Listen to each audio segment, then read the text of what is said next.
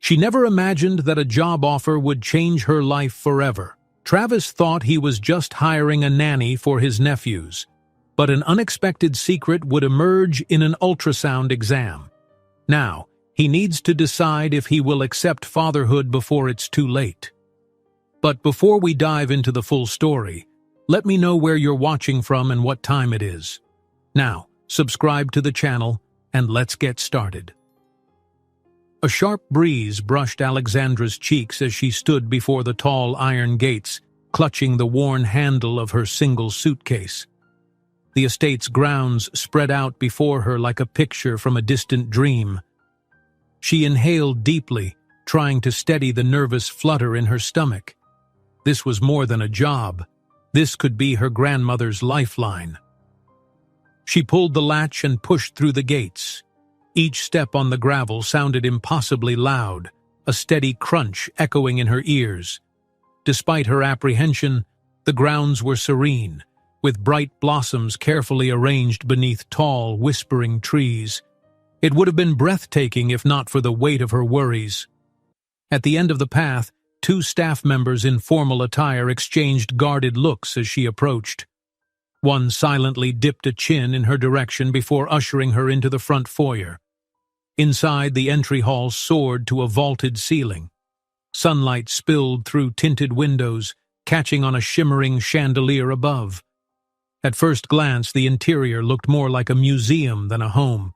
Every surface shone, every piece of furniture seemed placed with purpose. Yet beneath the polished marble floors and hushed corridors, Alexandra sensed a tension that was hard to name. She set her suitcase down just as a kindly-faced woman wearing a tidy black dress stepped forward. "You must be Alexandra," the woman said in a gentle voice. "I'm Mrs. Rhodes, the housekeeper. Welcome." Alexandra's shoulders relaxed slightly at the warmth in Mrs. Rhodes's gaze. "It's wonderful to meet you. Thank you for having me," she managed, wishing her voice didn't tremble so obviously. Mrs. Rhodes led her out of the foyer, past tall wooden doors that appeared to guard countless secret rooms. Alexandra took in every detail: ornate wallpaper, carved banisters, the faint echo of footsteps overhead.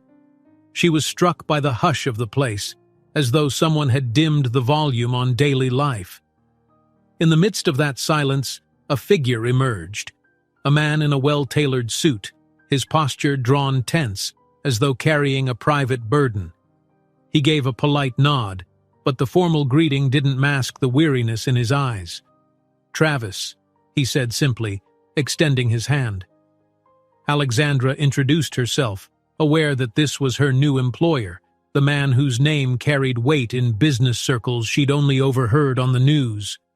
Up close, she noticed subtle signs of sleeplessness, faint dark circles, a slight furrow in his brow. Still, he maintained a calm civility that felt oddly distant. "Mrs. Rhodes will settle you in," he said. His gaze lingered for just a second longer than expected, as if he were trying to read Alexandra's intentions, or perhaps searching for a reason to trust her. Then he nodded once more and walked off, the echo of his footsteps fading down a corridor. Mrs. Rhodes offered a small smile, a hint of sympathy crossing her face. "Come, let me show you to the children's playroom." They continued through winding halls until they reached a bright space at the rear of the mansion. Windows along one wall allowed sunlight to flood in, illuminating scattered toys and coloring books. Two young boys stood near a low table, fiddling with plastic building blocks.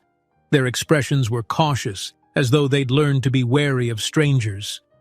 Alexandra's heart melted at once. She approached carefully, kneeling so her eyes were level with theirs, and offered a gentle greeting. The older boy gave a polite nod, muttering his name. The younger one just stared, not quite ready to speak. Although neither rushed into her arms, she sensed they were curious. She tried a reassuring smile, wondering how they had been coping since their mother's passing. She had heard only a few details. The sister of Mr. Travis had died recently, leaving him to care for the nephews. The story felt incomplete, shadowed by rumor and hush. That hush weighed on the entire household, as she learned when they returned to the kitchen. Mrs. Rhodes spoke in a soft tone about Alexandra's daily duties, preparing small meals for the boys, overseeing their studies, and maintaining a steady routine.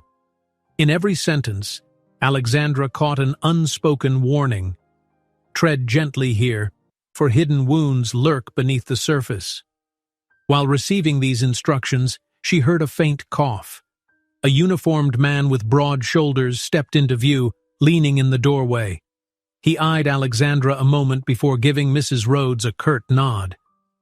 "That's Joe, our security," Mrs. Rhodes said quietly. "He's very protective of the children." Joe's eyes flickered, taking in Alexandra's appearance as though assessing her reliability. He said nothing, just offered a slight incline of his head before turning away. Alexandra tried not to let his coolness unnerve her, but she couldn't ignore the tension in his stance. It reminded her that in this household, trust might be earned slowly, if at all. That evening she ate dinner alone in a side room, a single chandelier illuminating a polished wooden table. The staff had already dined, and Travis was nowhere to be seen. Each bite felt lonesome, the silence around her broken only by the faint hum of distant activity. She had never felt more like an outsider than at that moment, but she reminded herself. Her grandmother needed medical treatment that Alexandra couldn't afford on her own. This job was her best chance at paying those bills, and if she had to endure an uneasy silence, so be it. After dinner, she ventured into a corridor lined with paintings, portraits of stern-faced ancestors whose lifelike eyes followed her steps. A soft sound reached her ear, like a muffled sob. She paused, heart racing, straining to hear more. It might be one of the children. She turned a corner, but the noise ceased, replaced by an almost eerie stillness. Eventually, she decided it might have been a staff member upset about something that wasn't her business. She continued until she found a narrow stairway that led to a small attic room. There, she clicked on a low lamp and saw her suitcase waiting beside a modest bed. Alone, she let her posture slump and glanced around the cramped quarters. This humble space, dusty but quiet, would be her refuge, for however long they kept her. She thought of her grandmother lying in a hospital bed, the bills accumulating. Steeling herself, she slipped out of her daytime shoes and began to unpack. Every folded shirt carried a memory of earlier struggles, nights cleaning offices for extra income, days spent juggling odd jobs. Now she had pinned her hopes on caring for 2 grieving boys in a house brimming with secrets. Just then, a soft knock startled her. She opened the door to find Mrs. Rhodes once again kindly checking on her. "You've had a long day," the housekeeper said. "Try to get some rest. Tomorrow we'll be busy with the children." Alexandra thanked her. The concern in the older woman's eyes gave her a sliver of comfort. There was some humanity in these halls, perhaps enough to carry her through the challenges ahead.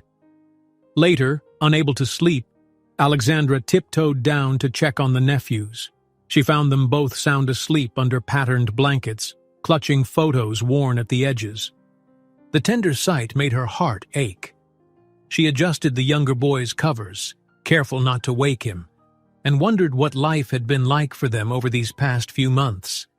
Before stepping away, she glanced at their small faces, vowing inwardly to protect them however she could. In the hallway, the distant glow of a lamp drew her toward an open balcony at the far end. At first, she was hesitant to go closer, but curiosity nudged her on. The air was cool against her skin as she approached. There, leaning against the stone balustrade, stood Travis, alone in the moonlight. He stared into the dark sky, unblinking, as if lost in a world of his own regrets. For a moment, Alexandra considered reaching out to ask if he was all right. Yet the silence was so thick, so strangely personal, that she could only watch from the shadows. His shoulders lifted slightly, as though he inhaled a heavy breath he couldn't quite release. The silver gleam of moonlight illuminated the planes of his face, hinting at more sorrow than mere exhaustion. He didn't turn around, didn't seem to notice her there. She wondered if he, too, was replaying events in his mind, his sister's tragic end, the responsibility of raising two young boys, the curiosity of a new nanny who might prove either helpful or disastrous.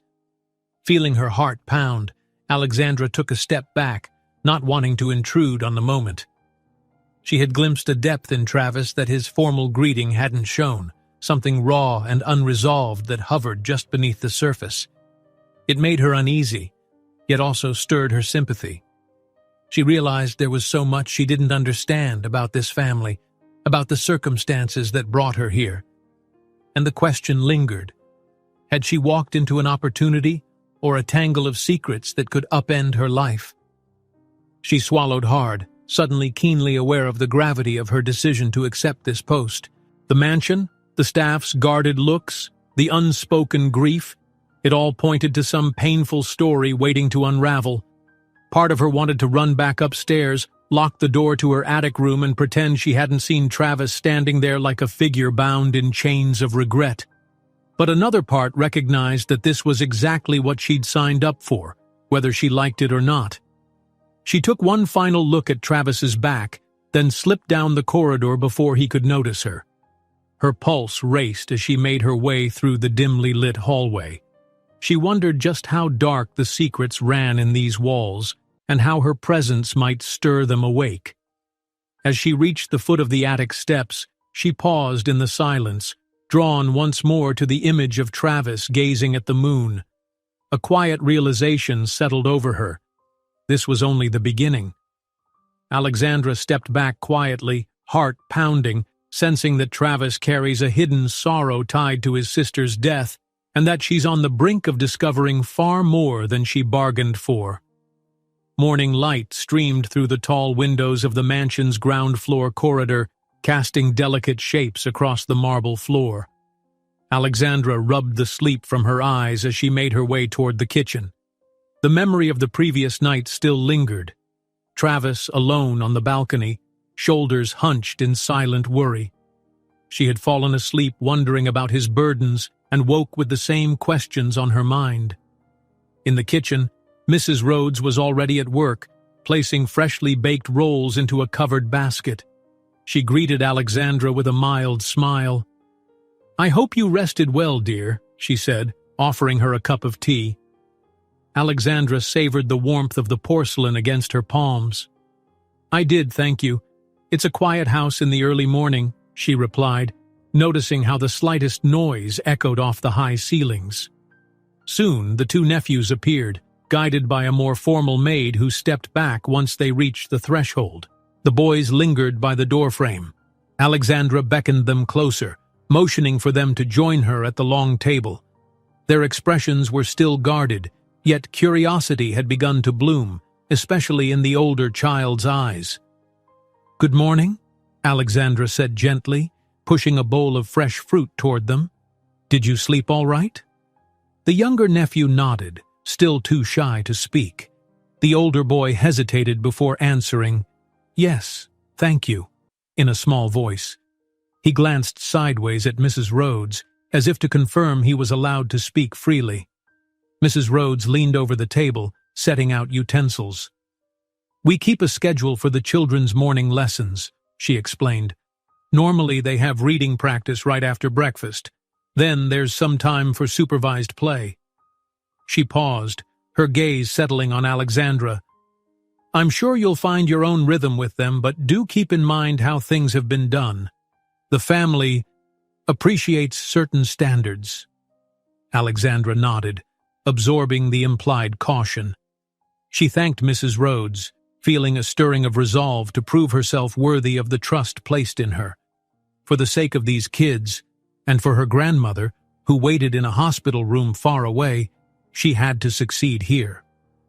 After they finished eating, she walked the boys to a small study area off the central hallway, watching them pull out thin workbooks and pencils.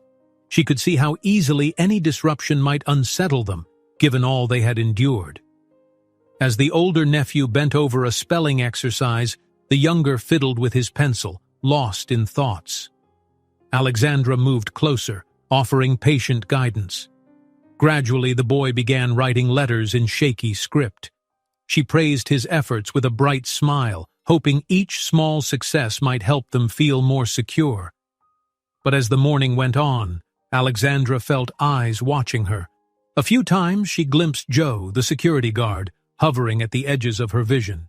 He seemed to appear whenever she managed to coax a laugh from the children, as if suspicious of her motives.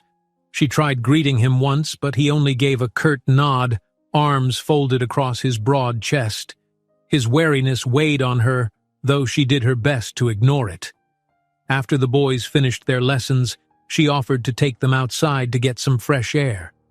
Mrs. Rhodes appeared with a polite reminder. "Please stay within the gardens," she said, her tone measured. "The grounds are extensive and it's easy for a child to slip away." A flicker of anxiety passed across her face before she left, disappearing toward the main house. The older nephew perked up as soon as they reached the sprawling greenery. "Look, I can see the fountain!" he exclaimed, pointing to a marble sculpture standing at the center of a hedged clearing. The younger boy tagged behind, taking in the vibrant roses, the carefully trimmed topiaries, and the little gravel paths that meandered around the estate. At first, it was peaceful. The morning sun cast a pleasant warmth. Alexandra strolled beside the boys, encouraging them to name the colors of the flowers and offering praise each time they found a new shade. She felt a fleeting sense of hope. Maybe this place could become a stable environment for them if she handled everything properly. Then, without warning, the older nephew glanced backward, as though checking to see if Alexandra was distracted. In a burst of sudden energy, he took off running. He dashed down the path, his small legs carrying him farther and farther away with surprising speed. "Come back!" Alexandra shouted, heart lurching into her throat. The younger boy stood frozen, wide-eyed. For a moment, Alexandra was torn between staying at his side and chasing the runaway.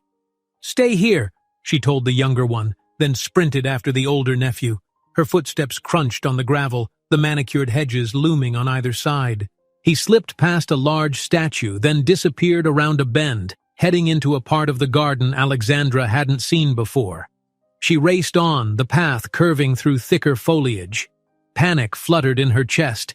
She had no idea how the estate's grounds were laid out, and the child could be anywhere by now. She turned corner after corner, calling his name, her voice echoing against quiet stone walls and carefully clipped shrubs. The air felt heavier with each step. Finally, Alexandra caught a glimpse of him near an old fountain. Relief flooded her, until she noticed the massive dog standing at the child's side. The animal's muscles tensed, its posture rigid, hackles raised. The boy stood stock still, tears filling his eyes. "Stay calm," Alexandra called, trying to keep her voice steady. She slowed her pace, but the dog let out a low, resonant growl, its gaze flicking to her, then back to the trembling nephew. It looked like a guard dog, left unleashed. She eased herself forward, hand outstretched. "Easy there. You're all right," she murmured to the child. The dog snarled, baring teeth. Alexandra's chest squeezed tight, and she silently prayed she could keep it from attacking. Suddenly, the thud of heavy boots pounded behind her. Joe appeared out of nowhere, shouting the dog's name. In his rush, he collided with Alexandra, nearly toppling her over. She stumbled onto her knees, skin scraping on the rough path. He seized the dog by the collar with a fierce yank, wrestling the animal back. "Get the kid!" Joe barked, his voice sharp. Ignoring the pain in her knees, Alexandra scrambled forward, scooping the terrified nephew into her arms. He clung to her, sobbing. The dog's growls rumbled in the background, but Joe kept it pinned, his own breaths ragged from the struggle. Alexandra exhaled in shaky relief. She wiped the boy's tears, stroking his hair. "You're safe," she repeated, heart still pounding. She barely registered Joe's harsh glare as he turned to address her. "You should have kept a closer eye on him," he muttered. Her cheeks grew hot at the accusation, yet she refused to snap back. The child in her arms was trembling, in need of comfort more than explanations. She pressed a soft kiss to the top of his head, murmuring reassurance. A new voice sliced through the tension. "What on earth is going on?" Travis strode into view, eyes dark with concern. His gaze flicked from Joe restraining the dog to Alexandra cradling the crying child. "I thought I made it clear. Safety is top priority." Alexandra took a breath, willing her voice not to quiver. "He ran off, and I lost him in the garden. He must have wandered close to where the dog was kept." Travis's stare lingered on the boy's tear-streaked face before he turned his attention to Joe, whose grip on the dog's collar was still white-knuckled. "Why was the dog loose?" Travis demanded. "I don't recall giving any orders to let him roam." Joe shrugged, looking defensive. "There must have been a latch undone. I was just—" "That's enough," Travis said sharply, eyes flashing. "We have protocols for a reason. He could have been seriously hurt." Uncertain if she should intervene, Alexandra carefully rose to her feet, holding the nephew's hand. She cleared her throat and admitted her part in the mishap. "I was with both of them, but I wasn't prepared for him to run so fast. I should have anticipated it." Yet she also felt compelled to add gently, "I didn't expect a guard dog in the gardens." Travis blew out a tense breath. He closed his eyes for a moment, then turned toward the child. The nephew looked up with watery eyes, fearful that he might be in trouble. Travis's expression softened. He stooped to the boy's height. "Next time, please don't wander off, all right?" he said, his tone firm but compassionate. The child nodded, hiccuping. Alexandra tightened her grip on the boy's hand, watching Travis stand and face Joe. "We'll talk later," he warned, leaving no room for argument. Joe simply nodded, leading the still agitated dog away.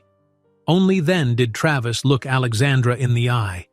Despite the flicker of anger lingering in his features, there was something akin to gratitude there. "Thank you for staying calm. He looks calmer now," he said softly. She offered a small nod, not entirely sure how to respond. "He was scared, but he'll be okay. I think he just needs some reassurance." Travis nodded back, exhaling. "I appreciate what you did," he added, then glanced toward the house where a few staff members were peering from the windows, curious about the commotion. He seemed uncomfortable with the attention. Mrs. Rhodes appeared around the corner, cheeks flushed, eyes wide. Upon seeing that the child was safe, she placed a hand over her heart. "Thank heavens," she breathed. She moved closer, her gaze flicking between Travis and Alexandra. After a pause, she offered Alexandra a respectful look. "You did well out here. Not everyone would have kept her head like that." They walked back into the mansion together, the older nephew clinging to Alexandra's side. A hush spread among the staff, but Alexandra was too relieved to notice the stares. She just wanted to get the boy inside, let him rest, and ensure he felt protected. She tucked him under a light blanket in one of the sitting rooms, rubbing his back until the hiccups ceased. The younger nephew soon joined them, crowding in quietly with questions of his own. Alexandra did her best to explain, keeping her words simple and reassuring. Later that evening, Alexandra found herself lingering by one of the tall windows that overlooked the garden. The sunset painted the horizon in gentle pinks and golds, but a sliver of worry refused to leave her thoughts. She recalled the brief hint of recognition in Travis's eyes, approval that had surfaced when he saw how she handled the situation. He had so much going on behind that guarded expression. Perhaps, she thought, there was a chance he might start trusting her more. Or maybe that was wishful thinking. As the evening deepened, Mrs. Rhodes slipped into the kitchen where Alexandra was fixing hot cocoa for the nephews. "I just wanted to say, not many people would have braved that dog to reach the child." Her tone was low, but genuine admiration shone through. Alexandra let out a nervous laugh. "I'm just relieved no one got hurt. Next time I'll be quicker to notice when they want to run off." A soft smile lifted Mrs. Rhodes's mouth. "Don't be too hard on yourself. You're stepping into a complicated household. Travis rarely shows his feelings, but I can tell he doesn't regret hiring you." Then she departed with a quiet air, leaving Alexandra with a faint sense of accomplishment and a heavier awareness of the mansion's secrets.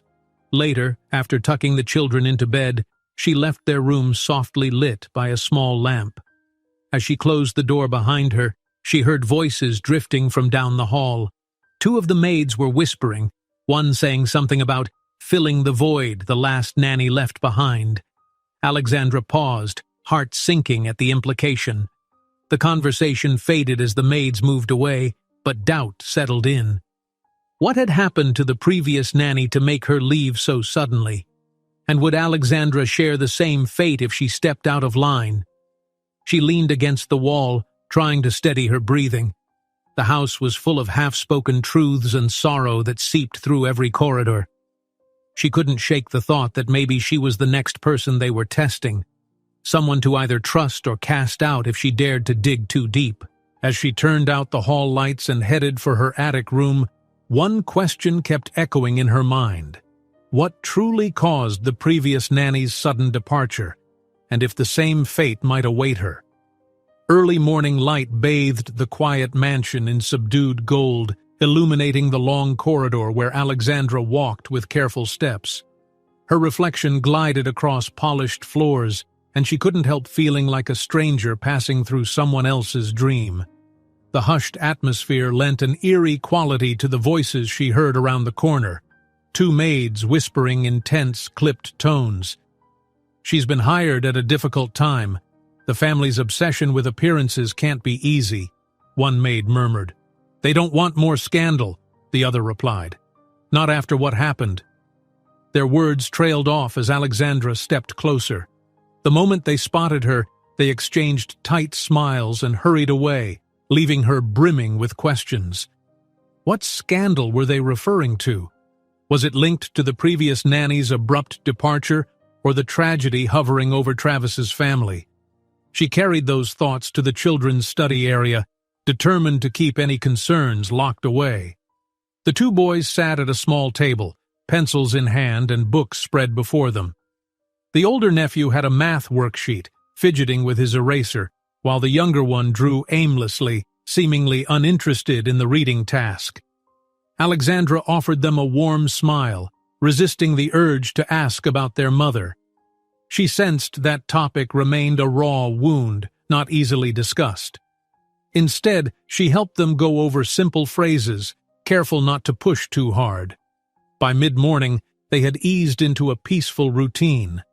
The younger boy traced letters while Alexandra guided his hand. The older one asked for help with a complicated story problem. Their subdued cooperation comforted her. At least they seemed willing to trust her patience. Yet beneath their efforts, she noticed moments when they both fell silent, eyes drifting off, as though remembering someone who used to guide them this way. Once their lessons ended, she gathered her notes and headed toward Travis's study. Earlier that morning, Mrs. Rhodes had mentioned he liked to stay updated on the children's progress, so Alexandra prepared a concise report. She knocked on his half-closed door and waited. The study was lined with dark wood shelves, filled with thick books and heavy ledgers. A large desk stood near the windows, covered with neat stacks of documents. Behind it, Travis sat, brow furrowed as he sifted through paperwork. "Come in," he said, looking up. His expression flickered with a hint of relief at the interruption.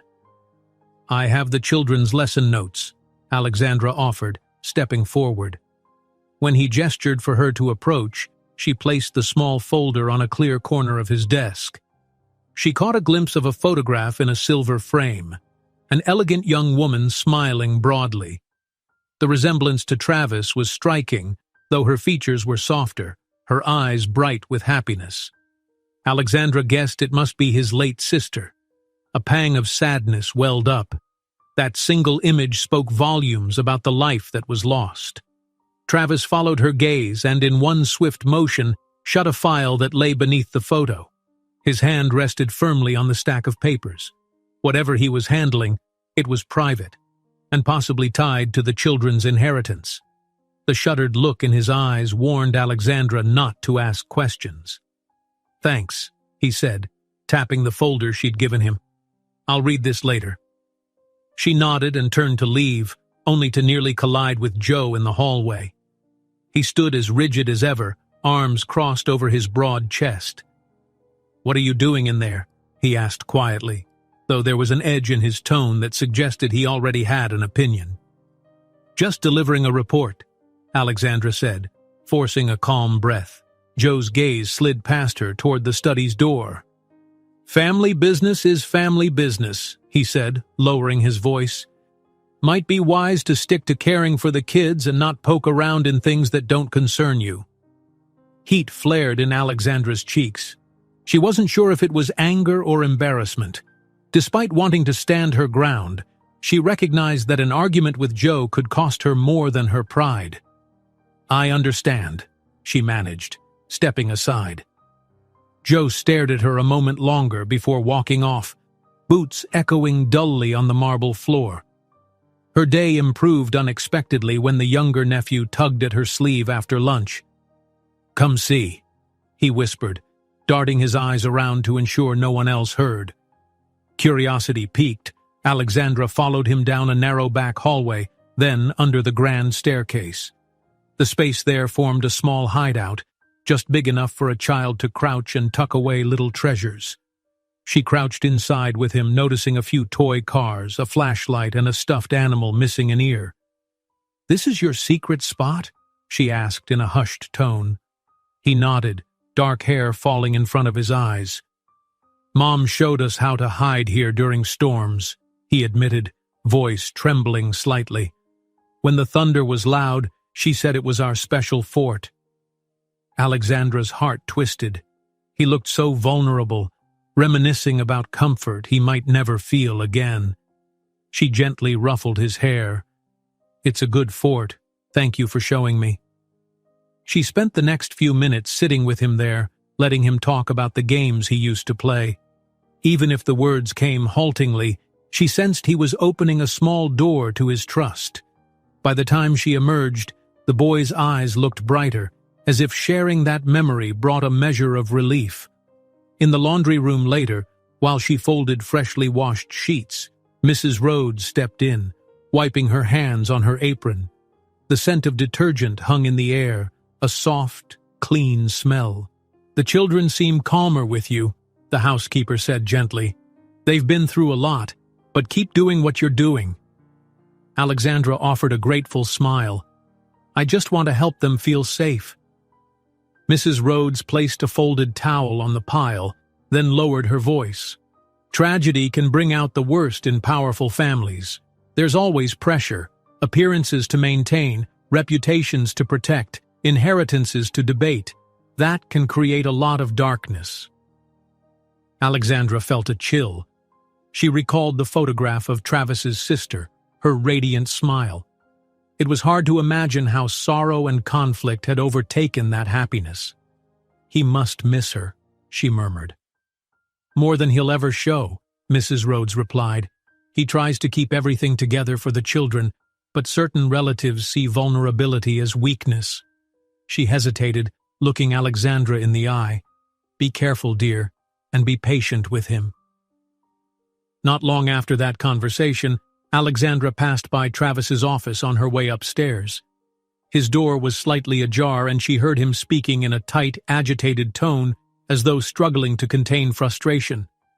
"I've told you, Uncle, the board meeting is tomorrow." "Yes, I'm aware. I said I'd handle it," he snapped. Then, after a short pause, "I don't need you questioning my fitness as their guardian. They're my family, and I—" His voice dipped too low to make out the final words. She continued up the stairs, unsettled by what she'd overheard. That demanding uncle must be the same one who held sway over the family's affairs. Perhaps he blamed Travis for his sister's death or doubted his capability to protect the children. The possibility that Travis might lose guardianship sent unease thrumming through Alexandra's veins. An hour later, Travis found her in the playroom, speaking quietly so as not to alarm the children. "I have to travel for a meeting," he said, the tension in his voice still evident. "I'll be away for a couple of days, and when I come back I need you and the boys ready to travel with me. It can't wait." Alexandra nodded, searching his expression for more clues. He offered no explanation, only that they should pack light. Then he left, the weight of his unspoken concerns following him. Rumors soon spread among the staff, whispers that Travis's position as guardian might be challenged by other relatives. Joe looked more on edge than usual, pacing the halls at odd hours. Mrs. Rhodes, although trying to maintain calm, wore a worried crease in her brow whenever she thought no one was watching. Alexandra's thoughts churned. If Travis was fighting to keep the children under his care, what else was at stake? That night, she found herself too restless to sleep. Driven by her growing curiosity, she wandered into the mansion's stately library, its shelves of leather-bound volumes stretching to a high ceiling. Faint moonlight filtered through tall windows, illuminating dust motes in the air. She browsed the spines, lingering near the end of a bookshelf where she discovered a small bundle of papers, brittle around the edges. One letter was half burned, the ink smudged from scorch marks. She lifted it carefully, reading a few lines that mentioned her sudden death and a contested estate. Her heart pounded. Was this letter about Travis's sister? The words foul play and accident were faint but discernible. Before she could process what she'd found, a floorboard creaked behind her. She spun around, slipping the damaged letter into her pocket with trembling hands. Mrs. Rhodes stood in the library doorway, eyes wide. "My goodness, you frightened me," she said, pressing a hand to her chest. "I didn't expect anyone here so late." Alexandra tried to control her breathing, worried she looked guilty. I couldn't sleep. I thought I'd read for a bit." Mrs. Rhodes came closer, her gaze flicking briefly to the shelf where Alexandra had found the letter. She said nothing about it, instead placing a gentle hand on Alexandra's arm. "Don't let your imagination run away with you," she whispered. "Have faith that Travis is doing what he can. He may not show it, but he needs allies, not doubters." After the housekeeper left, Alexandra released a long breath. She wanted to trust Travis, yet each new secret she uncovered only raised more questions.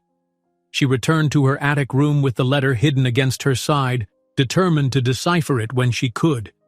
If it confirmed her growing suspicions, she was truly caught in the middle of a dangerous web. Sleep came in restless fits, filled with disjointed images of dark hallways, fiery accidents, and the quiet anguish in the children's eyes. At some point past midnight, she jerked awake to the sound of a firm knock at her door. She lay there, heart hammering, until the knock sounded again, more insistent this time. Then she heard Travis's voice. "Alexandra," he called from the other side. "I need you to come to my study. We need to talk now." A single lamp glowed in the corner of Travis's study, elongating shadows that stretched across the polished floor and dark-paneled walls. Alexandra's heart thumped as she stepped inside, remembering the urgency in his voice when he summoned her. She closed the door quietly behind her, aware of the midnight stillness weighing on the mansion. Travis stood by the window, his back to her.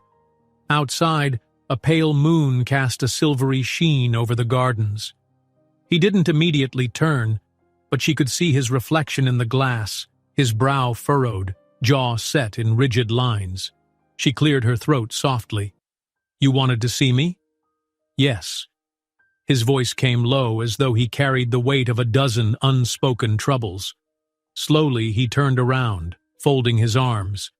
"Sorry for pulling you out of bed, but this can't wait." She approached, keeping her distance near a tall bookshelf.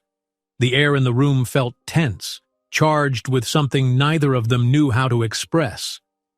"I'm listening," she said, carefully modulating her tone. Whatever pressed so heavily on Travis, it seemed to revolve around his family's turmoil. After a moment, he gestured toward a leather chair opposite his desk. "Sit," he said, then settled himself behind the desk. She obeyed, perching on the edge of the seat. Her gaze drifted to a photo of his late sister, which he'd now placed in a more prominent spot on the desktop. The woman's smile seemed both comforting and tragic, a reminder of loss. Travis followed her eyes, exhaling sharply. My sister's death wasn't just a tragedy for the family. It caused a legal storm no one was prepared for, he began. She left her boys in my care, but she also left behind a sizable inheritance. Now, every relative with a hint of greed or influence wants a say. Alexandra leaned forward, hands clasped. A part of her had suspected this, but hearing it spelled out felt startling. So, they're challenging your guardianship? In every way possible, he replied, glancing down at some documents on his desk. We have formal hearings, boardrooms full of lawyers, and a controlling uncle who's convinced I'm not fit to manage the boy's future. He pressed his lips together, letting the bitterness of that statement hang in the air. She tried to picture Travis locked in a courtroom battle or cornered by suspicious relatives in well-tailored suits. It was easier to see him striding through this mansion in stoic silence, but apparently behind that facade, he was fighting relentlessly for the children. That must be exhausting, she said quietly. He nodded, shifting some papers aside. My sister was my only real family. I refused to let her boys suffer under relatives who see them as nothing more than a path to money.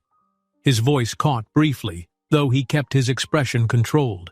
Alexandra realized then that Travis stood not just as a distant businessman, but as a guardian carrying a private burden of guilt and love. Her mind flashed to how protective he had been, even though he rarely displayed overt affection. I understand, she said, choosing her words carefully. What can I do to help?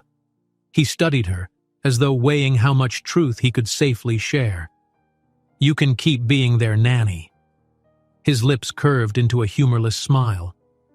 Some in the family think hiring an outsider was a mistake. They see you as a potential scandal. But I need you here if we're going to maintain a sense of stability and show the courts the children are well taken care of. A jolt of surprise passed through her. Scandal? Why would anyone— People talk, he said shortly. A young woman in the house, the children's mother gone. Some are eager to spin whatever narrative benefits their interests. Just be aware that eyes are on you. On us. She recalled Joe's cold stares, the staff's tight-lipped whispers, the mysterious phone calls Travis seemed to be fending off. All right, I'll be careful. He nodded once, then rubbed his forehead as if trying to ward off a brewing headache. There's more. I have an important business trip. We leave early in the morning. You and the boys are coming with me. Her eyebrows shot up. Where are we going? To the city. I have a board meeting that can't be rescheduled and a critical negotiation that involves the children's trust. My uncle will no doubt be there, sniffing around for any excuse to question my fitness as guardian. I won't leave the boys alone in the mansion. They'll be safer by my side. She hesitated, thinking of how the children would handle a sudden journey. They might be unsettled by new surroundings. Are you sure it's best for them? Travis's eyes narrowed. It's safer than leaving them here, vulnerable to meddling relatives who might suddenly pay a visit with lawyers in tow. A trace of fear underscored his tone, though he tried to hide it. Alexandra decided not to argue. She gave a small nod. All right, I'll help make sure they're ready. Their conversation slipped into an uneasy quiet. For the first time, she sensed that Travis was on the brink of saying more, something that hovered between them like unspoken heartbreak. He drummed his fingers on the desk, looking as though he wanted to confide in her, but whatever words he might have spoken never came. Instead, he rose from his chair and walked her to the door. Get some rest, he said, his voice low. Morning will come sooner than we think. Outside, the corridor felt even more still, as if the mansion itself were holding its breath. Alexandra went back to her small room, heart pounding in her ears. She gathered her belongings, preparing the bare essentials for the trip. A swirl of anxiety churned inside her. This wasn't just a simple nanny job. She'd stepped into a high-stakes game of inheritance, powerful relatives, and hidden grief. She only hoped she was strong enough to see it through. By the time dawn broke, staff were bustling about. Suitcases lined the entrance hall, and Mrs. Rhodes oversaw the loading of a sleek black car parked in front. The children stood quietly nearby, each clutching a small bag. Alexandra felt their apprehension as she herded them gently into the back seat, taking her place beside them. Through the window she glimpsed Joe standing off to the side, gaze vigilant, as though expecting trouble at any moment. Travis slid into the driver's seat. He glanced at Alexandra in the rearview mirror, offering a nod before turning the key. Gravel crunched beneath the tires as they left the estate behind, the iron gates swinging shut in solemn farewell. The boys were subdued, exchanging uncertain glances, but Alexandra tried to keep a calm face. If she appeared confident, maybe it would help them relax. The drive to the airport felt surreal. Bare trees lined the highway, the sky gradually brightening overhead. Travis stayed focused on the road, occasionally calling out reminders to the children about seatbelts or asking if they were all right. Alexandra watched the passing scenery and wondered how many times Travis had made this journey on guard against an invisible force seeking to tear the boys from his care. At the airport, a private jet waited for them on a small runway.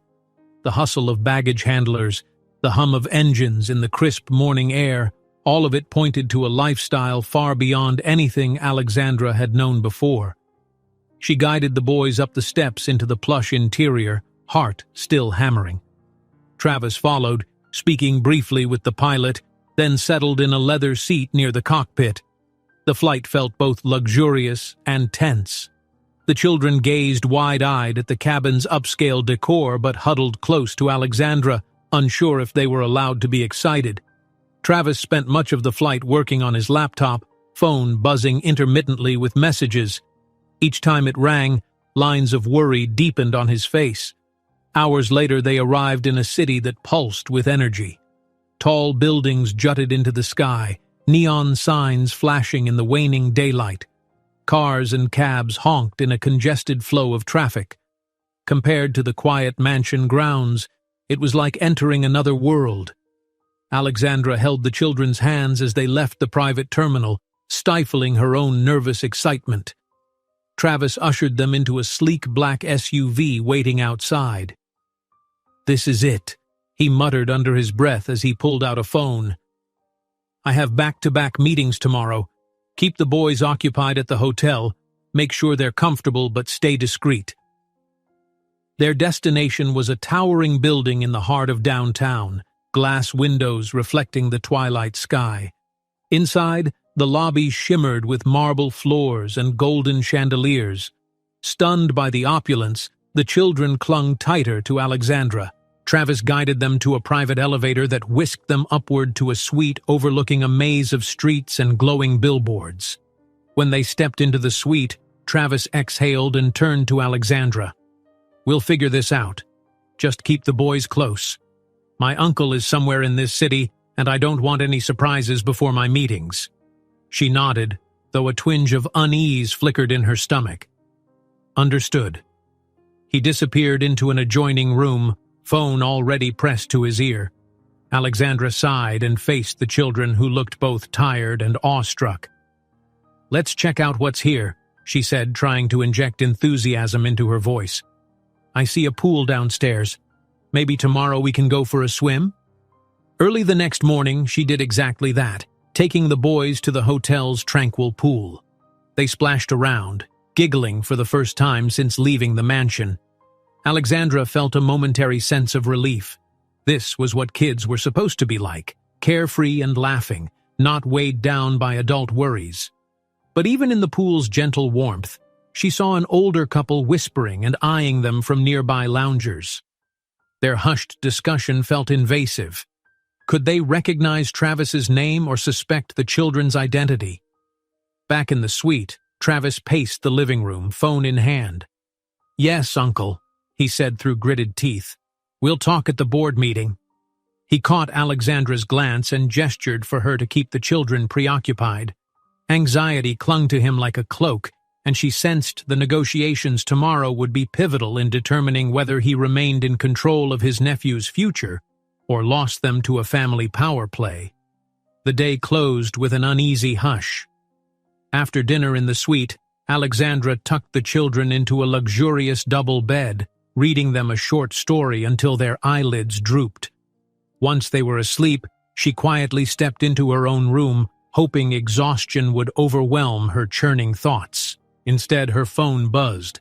She frowned at the unknown caller ID and answered, expecting a stray telemarketer. But after a short pause, the line crackled. There was no greeting, just the faint sound of breathing, then a voice, distorted, low. If you value him, and if you value yourself, stay out of what doesn't concern you. Her heart lurched. Who is this? She whispered. A beep signaled the call had ended. Then a text arrived, equally cryptic. Travis can't outrun his past, and neither can you. Better start running. She stared at the screen, pulse pounding in her ears. Whoever this was, they knew about Travis's troubles and threatened to drag her into it, or perhaps tear them all apart. As she puts the children to bed, Alexandra's phone buzzes with an unknown number sending cryptic messages about Travis's past, and possibly her own. Morning light filtered through the sheer curtains, softening the city's sharp edges outside the hotel windows. Alexandra woke with a start, her pulse still racing from the cryptic message she'd received the night before. The words echoed in her mind, references to a caretaker who had fled, warnings about Travis's past. It felt like a chill that refused to leave her bones.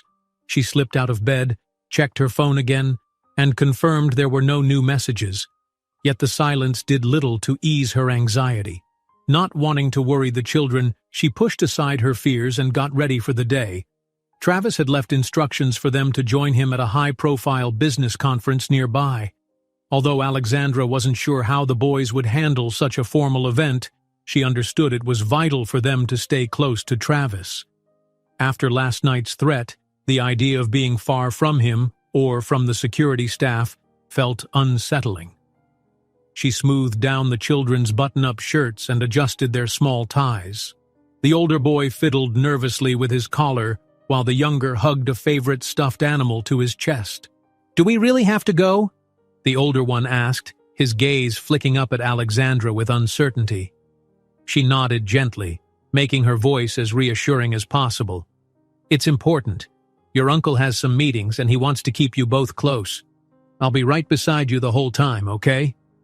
A flicker of relief crossed his face, though worry still shadowed his eyes.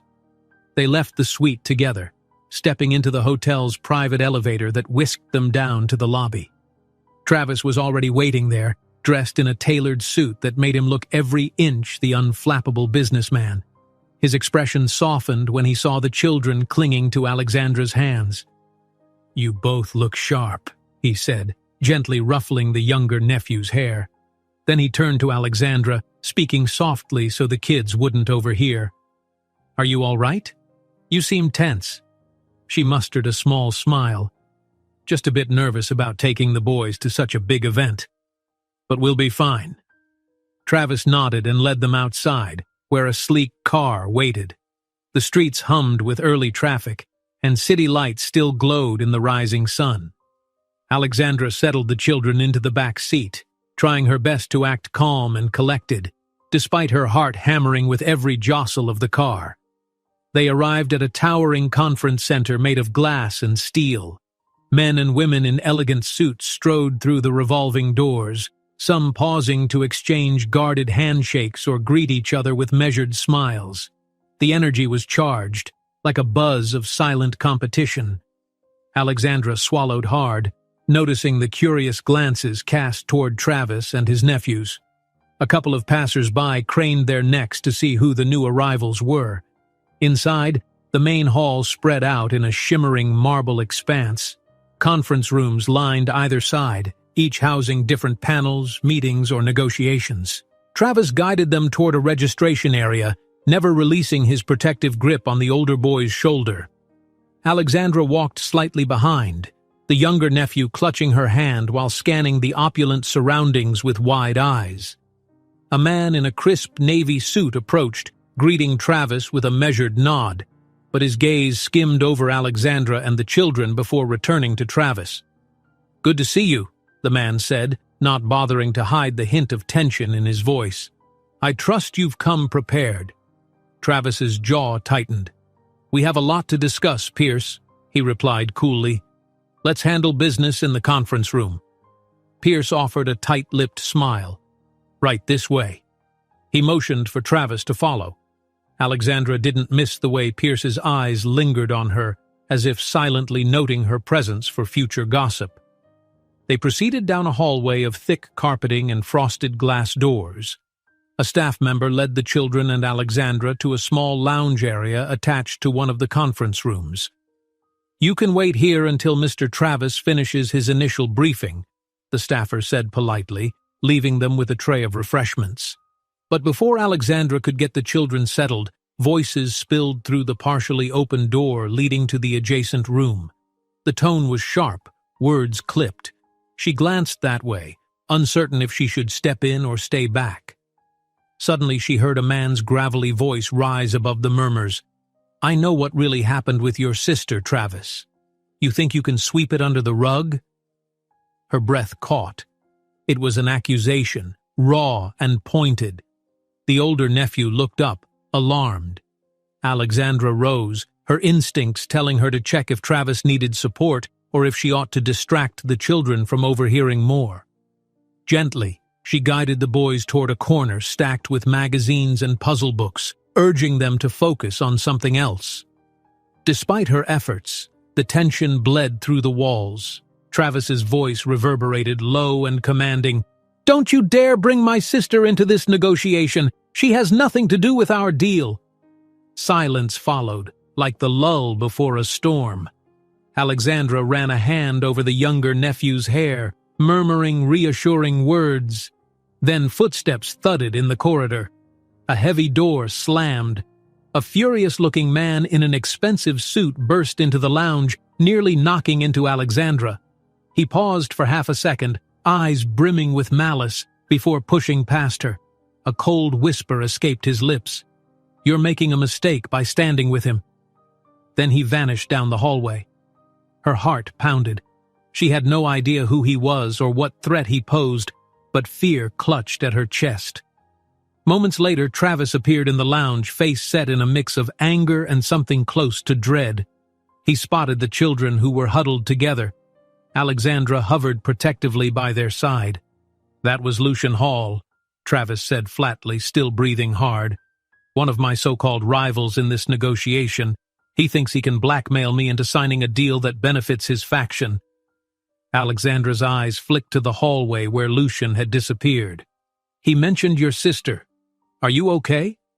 Travis lowered his gaze, jaw clenched. "He's convinced he knows something about her final days that could jeopardize my claim to the nephew's inheritance. As if it's a game to him." In that moment, she sensed a storm brewing under Travis's composed surface. Whatever this Lucian character claimed to know clearly rattled Travis. "What is he hoping to accomplish by threatening you?" she asked quietly. Travis glanced at the children. "Leverage," he said simply. His fists tightened at his sides.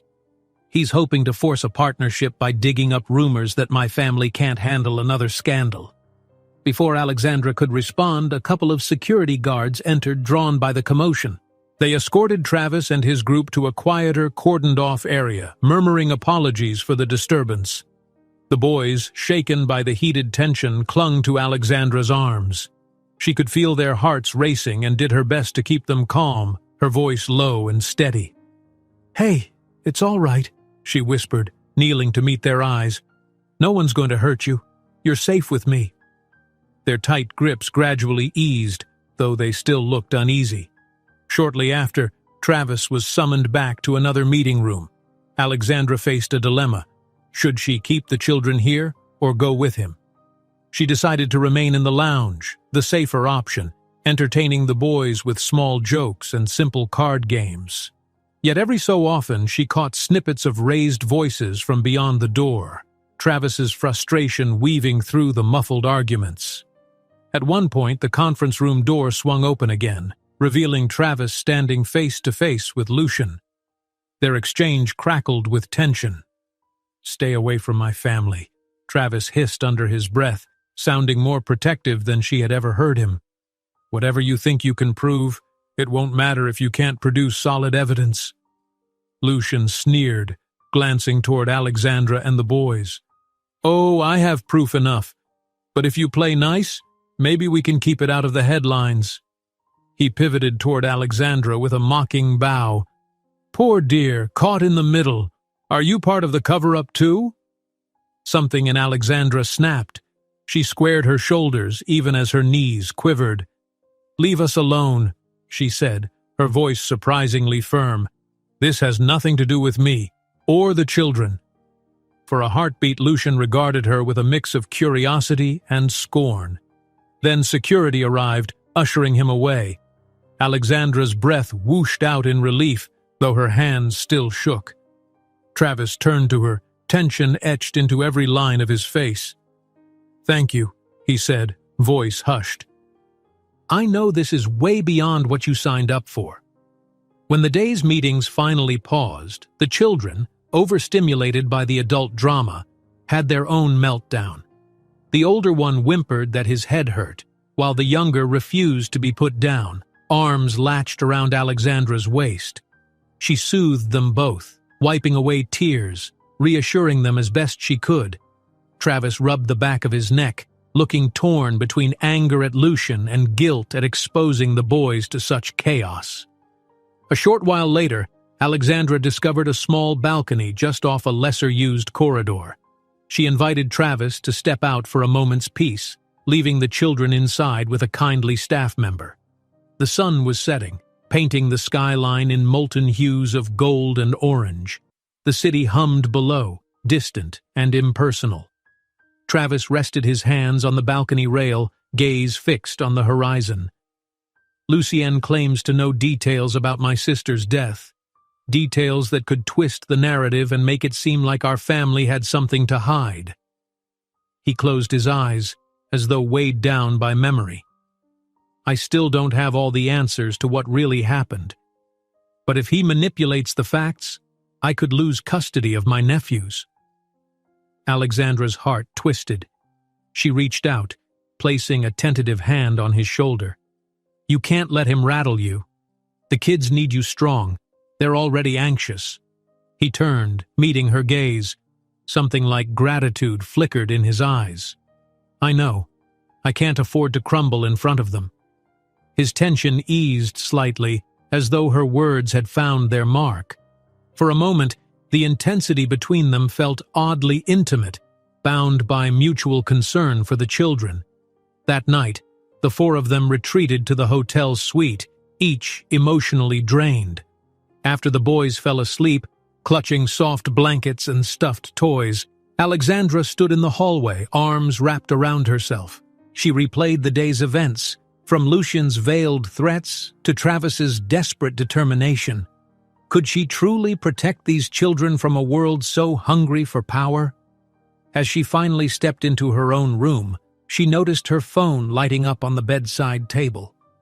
Another message from an unknown number waited, each word sending a jolt of dread through her chest. "If you truly care about them, you'll leave, or you'll regret it."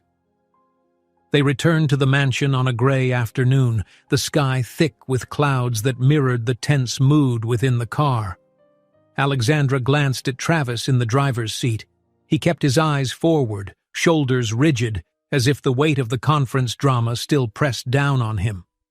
The two nephews, sensing the adult's unspoken worry, rode in unusual silence. When they pulled up to the estate, Alexandra felt a cold dread. Something in the air warned that new troubles awaited them here. Mrs. Rhodes opened the front door, her expression taut. The children tumbled out of the car, looking relieved to be back on familiar ground. Travis offered only a curt nod to the housekeeper before vanishing into his study. Alexandra stood in the entrance hall, aware of the staff's sidelong glances. The hush that fell over them was unsettling, like they were bracing for a storm that might tear through the household at any moment. Not long after, an unexpected wave of nausea swept over her. Her vision blurred, and she had to steady herself against the banister. Concern flashed in Mrs. Rhodes's face. "My dear," she murmured, "you look terribly pale. Are you ill?" Alexandra swallowed against the sickness rising in her throat. "I'm not sure," she managed. She let Mrs. Rhodes lead her to the kitchen, where the woman insisted she sip some water. A handful of the staff hovered nearby, their concern palpable. Alexandra tried to wave them off politely, wanting to avoid fuss, but her heart pounded with an unfamiliar sort of alarm. Before she could fully recover, a cough alerted her to the presence of Joe, the security guard. He stood with arms folded, casting a skeptical eye. "You all right?" he asked, voice gruff. "I'll be fine," Alexandra said, forcing a smile she didn't feel. If she seemed weak, she feared Joe would assume she wasn't fit for the job. With rumors swirling and tensions high, she couldn't afford to appear fragile. Over the next day, the nausea didn't subside. Alexandra's limbs felt leaden, and a dull ache pulsed in her temples. She tried to push on with the children's routine, supervising their reading lessons, sharing short walks in the garden, but the effort left her dizzy. On one such walk, the world spun suddenly, and she had to grip the garden fence for balance.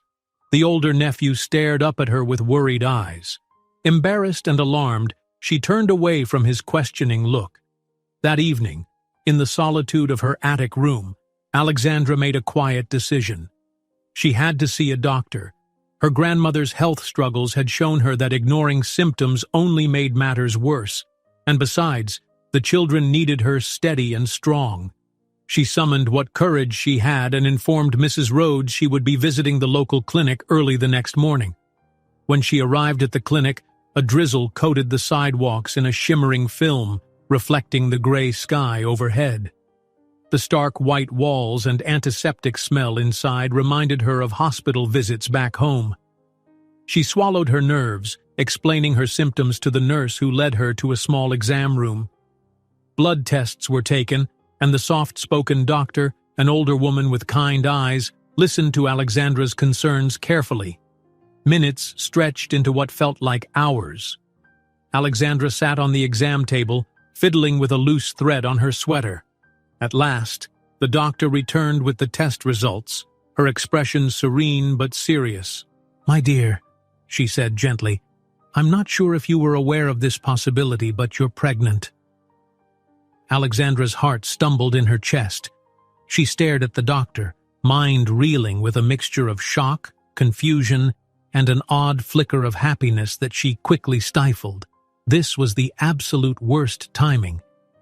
Are you certain?" The doctor nodded, lips curving into a sympathetic smile. "Yes, quite certain. And there's more. It appears you're carrying triplets." For several seconds, Alexandra couldn't speak. Triplets. Her mind went blank, then flooded with the impossible implications. How would she care for 3 babies? How would Travis and his family react? She tried to form a coherent question, but all that emerged was a trembling breath. The doctor offered steady reassurance, explaining the need for immediate prenatal care, more frequent checkups, and the challenges of a high-risk pregnancy. Alexandra could barely absorb it all. Her thoughts spiraled toward her grandmother's mounting hospital bills, her precarious position as a nanny in a mansion full of secrets, and the complicated situation swirling around Travis. If she lost this job, she'd lose everything: her ability to pay for her grandmother's treatment, her place in the only home she'd known in months. She thanked the doctor and slipped out into the drizzle, hugging her coat tight around her. Though faint with worry, she forced herself to return to the mansion, terrified of who might notice her dazed state.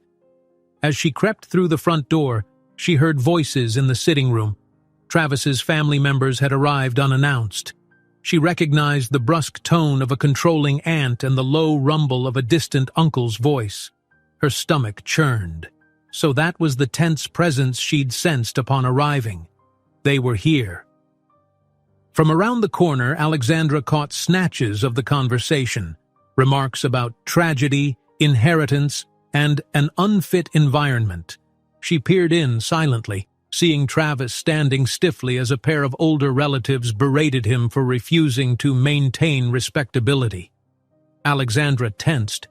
Was she a target of their complaints, or just another pawn in their chessboard of blame? She retreated to avoid detection, heading upstairs to her room. There she closed the door and leaned against it, heart pounding. Tears of confusion burned her eyes. She was pregnant, carrying triplets, and surrounded by people who would see this revelation as the ultimate scandal. Her first thought was to tell Travis, but dread wrapped around her. She couldn't predict his reaction. Might he feel betrayed or cornered, given the weight of the children's legal battles? Or would he be relieved to know she carried a piece of their future? Nothing felt certain. Later, she managed to slip back downstairs and check on the children, who were sequestered in the library with Mrs. Rhodes. The boys welcomed her with subdued smiles. Their aunt's visit had clearly unsettled them. Alexandra sat with them, reading quietly from a picture book. She tried to make her voice soothing, though fear still coiled in her gut. Each time she glanced at their wide eyes, her thoughts buzzed with worry about how her own unborn babies would ever fit into this fractured family. Hours crept by. The aunt and uncle eventually left, leaving behind an air of disapproval and new layers of tension. Alexandra found Travis in the drawing room, staring at the dying embers in the fireplace, shoulders weighed down by gloom. She hovered in the doorway, torn between the urge to comfort him and the overwhelming secret she carried. He looked up, eyes heavy with fatigue. "They're threatening legal action again," he said softly, as if he could still hear his relatives' accusations echoing off the walls. "My uncle claims there's more to the story about my sister's death, that I somehow failed to protect her. They want the kids out of my custody." She took a tentative step closer. "You won't lose them," she said, voice trembling with earnestness. "You've done nothing wrong. They're just using fear to break you." He offered a ragged sigh that bordered on a defeated laugh. "Fear has a way of winning if you let it." A hush followed, broken only by the subtle crackle of ember in the fireplace. Alexandra fought the urge to spill everything, to say how fear had already consumed her. But in that moment, she couldn't bring herself to add one more burden to his shoulders. Instead, she laid a hand on his arm. "You're strong," she said gently. "I see it every day, how you fight for those children." Her words lingered in the space between them, a tentative thread of understanding. Eventually, she withdrew to her attic room, determined to think it all through. That night, she could hardly sleep. Her mind raced with what-ifs. What if Travis found out about the pregnancy from someone else first? What if the family accused her of trapping him? What if the stress cost her the safety she so desperately needed for herself and her babies? By the time the grandfather clock chimed midnight, she'd resolved to keep her secret for at least a little while longer. She needed to gather her courage, figure out how to secure her grandmother's medical treatment, and hope that she could navigate this crisis without losing everyone's trust. Then, just as she started to drift off, footsteps sounded in the corridor outside her attic door. The gentle tread slowed, as though someone paused right there, listening. Alexandra's pulse thundered. Was it Joe, or perhaps the aunt, checking on her? She held her breath, heart pounding, until the footsteps continued down the stairs. But the echo lingered, a stark reminder that in this house, little remained private.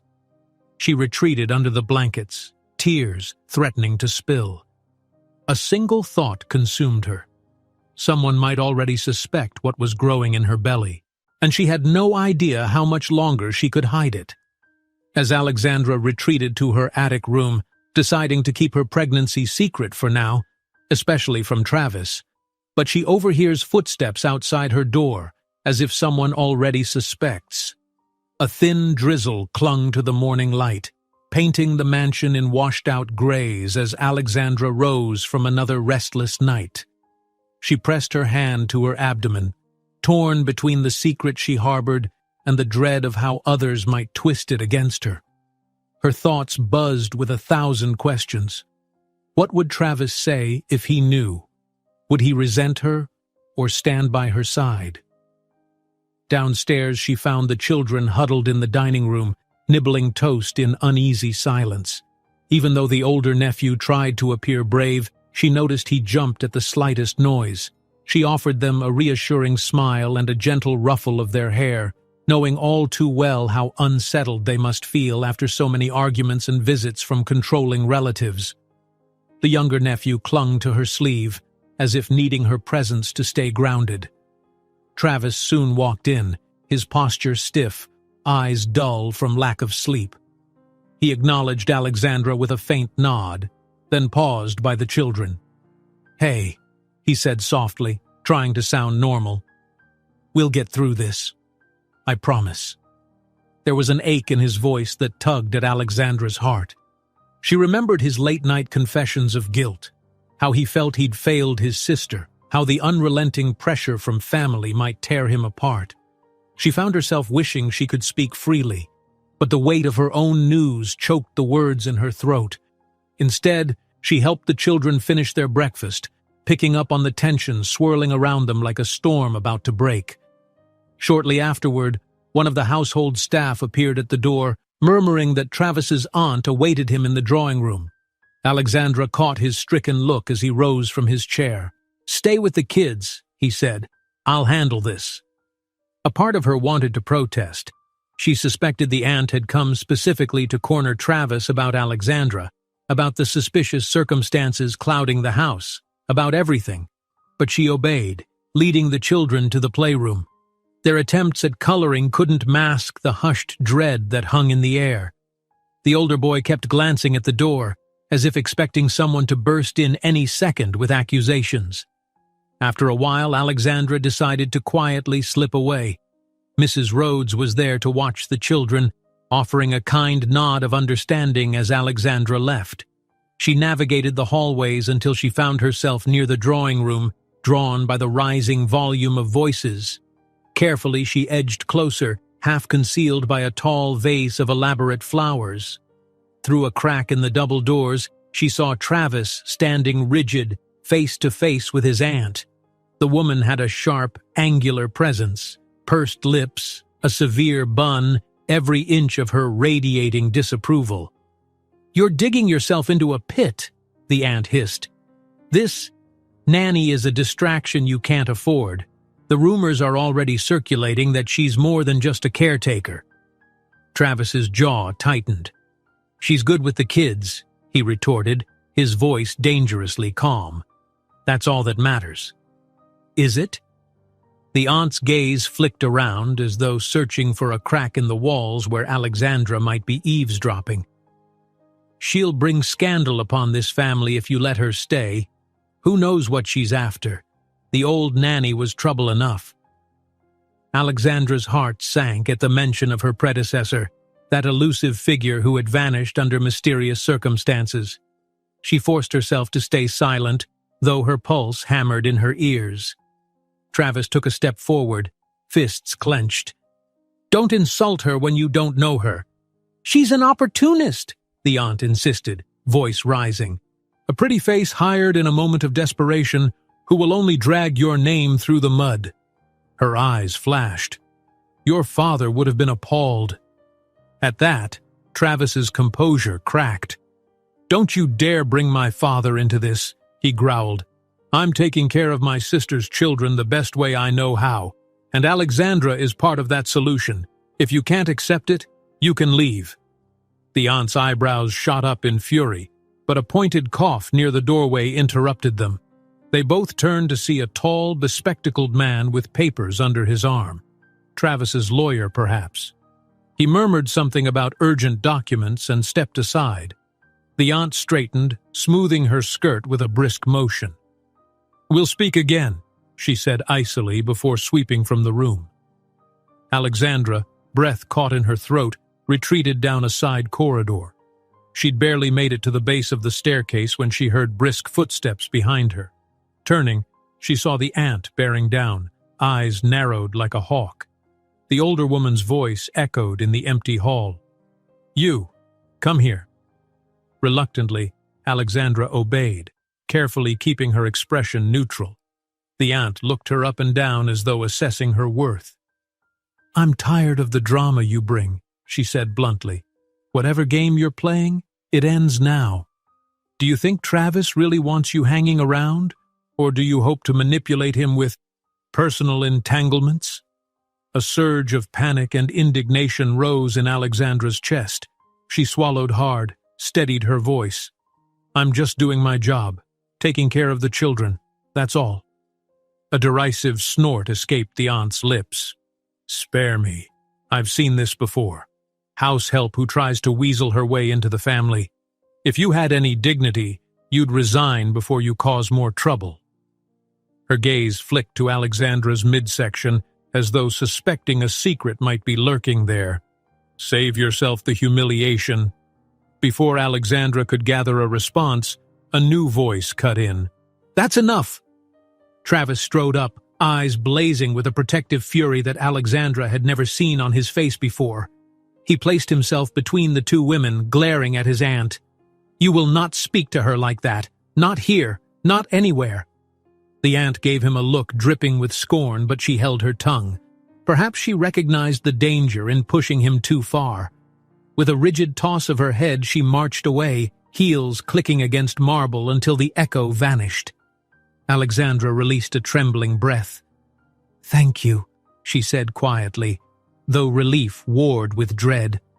She couldn't deny that the aunt's accusations cut close to her deepest fear, that her pregnancy might be viewed as a ploy rather than a responsibility that weighed on her heart. Travis turned to her, breathing still uneven.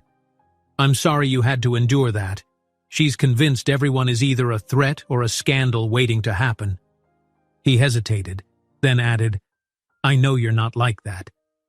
A surge of emotion tightened her throat. For a moment, they stood close, far closer than was typical for employer and employee. She remembered the vulnerable confessions he'd shared about his sister, the quiet strength he needed to guard the children, and her own guilt at hiding a secret that could change everything. That evening, after the children had gone to bed, Alexandra found Travis alone in the garden. The clouds overhead had parted, revealing a half-moon illuminating the lush hedges and flower beds. A soft breeze rustled the leaves, carrying the scent of damp earth. Travis stood by the fountain, gazing at the stone figure trickling water into the pool below. She approached slowly, footsteps quiet on the gravel path. He looked up, a hint of sadness flickering in his eyes. "I'm not proud of how often I lose my temper," he said. "But when I see my relatives attacking you and the children, something in me can't stay silent."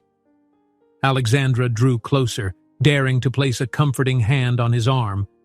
"They just want to control the narrative." She paused, battling her own nerves.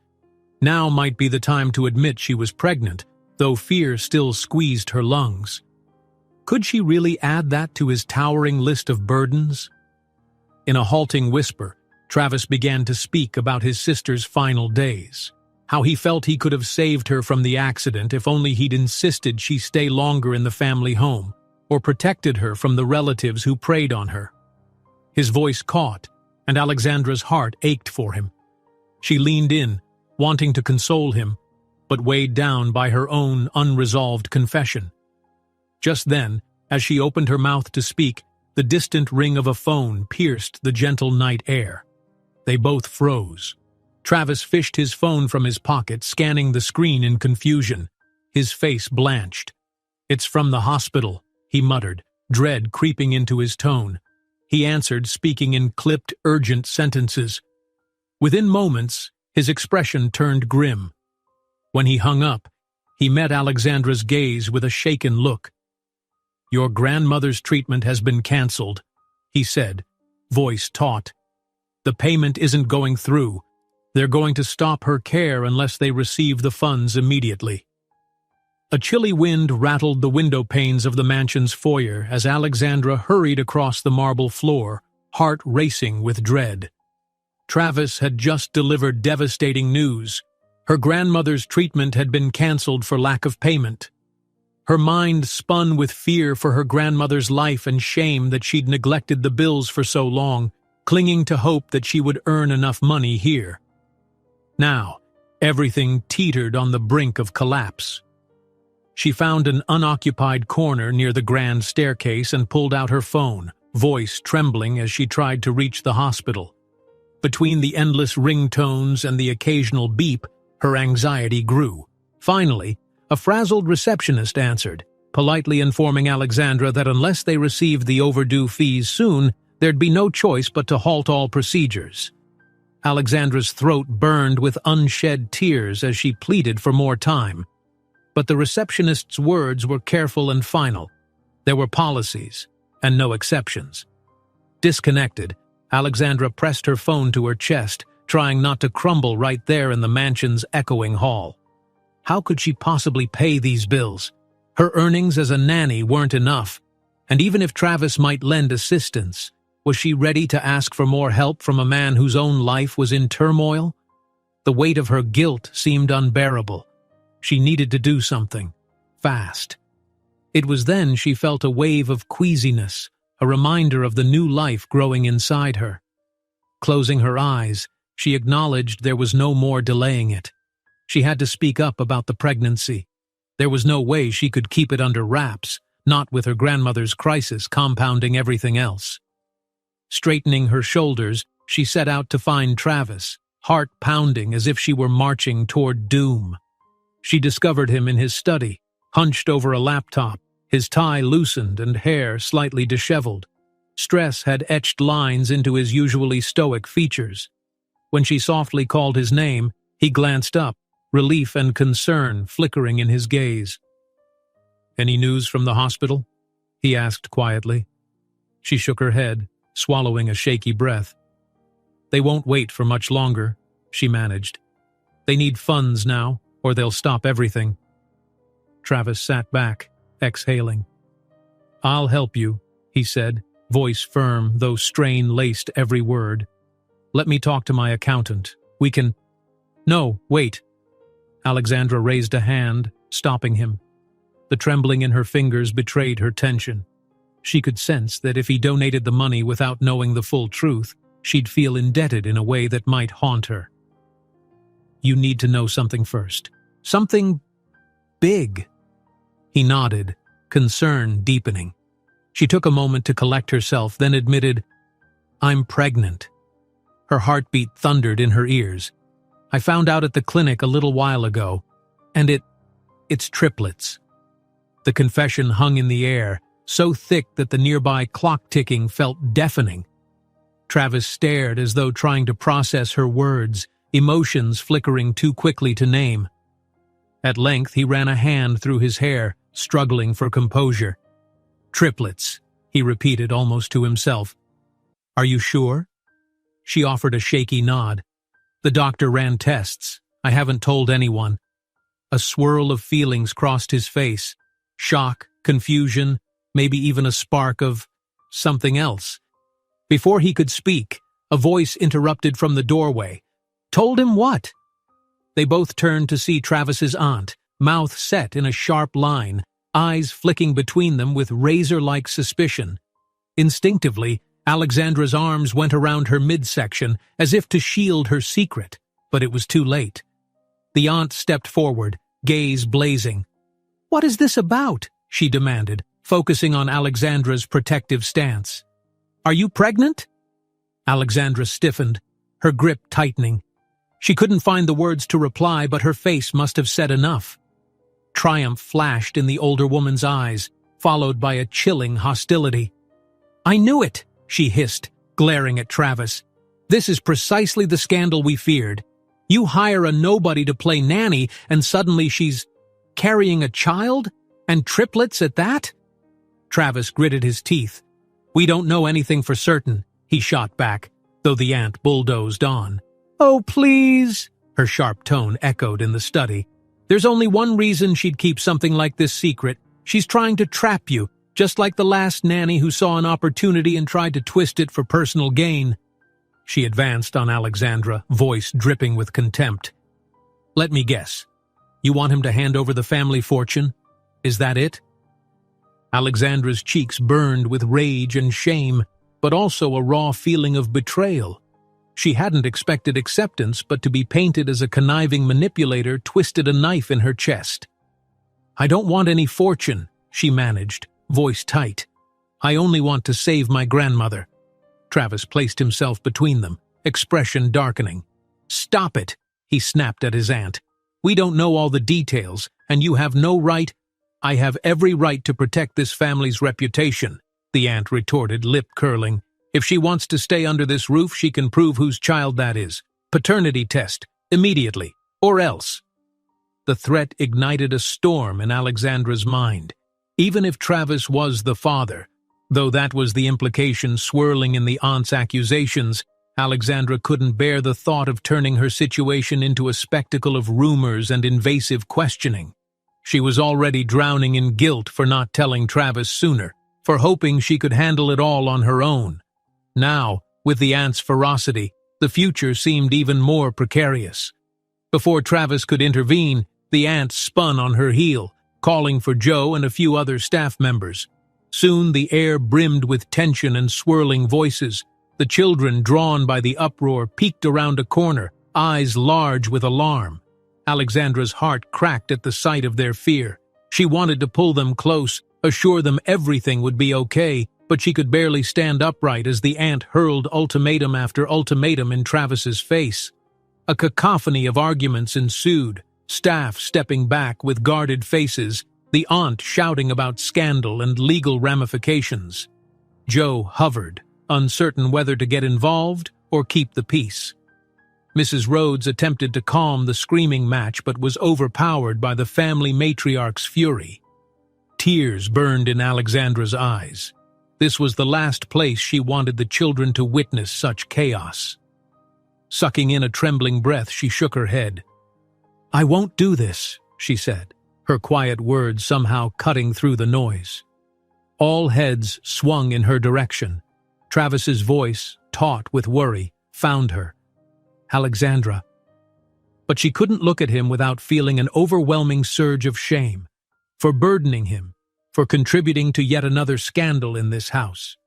She locked eyes with the aunt instead, who wore a smug expression as though she'd won some twisted victory.